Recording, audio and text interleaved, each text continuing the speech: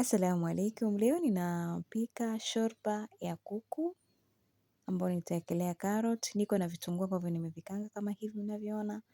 Na vikaanga yani. Haya. Vikilainika nitaweka kitunguu saumu.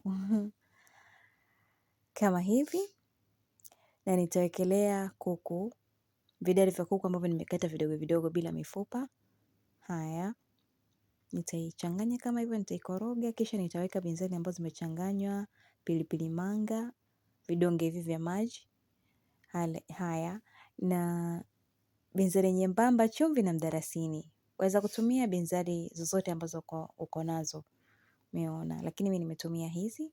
Nitaweka carrot, na nitaendelea kukoroga kama hivi.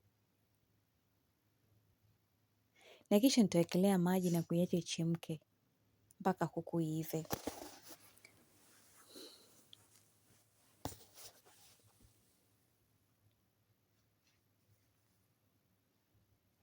Na baada ya hapa imeiva, nitaweka kijiko kimoja cha unga ngano kwenye maji na kuchanganya. Ndio hivyo nimeweka.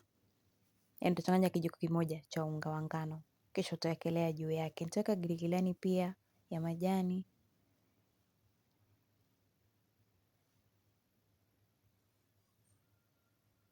Na kisha nitaweka cooking cream. Hiyo nitaweka kiasi.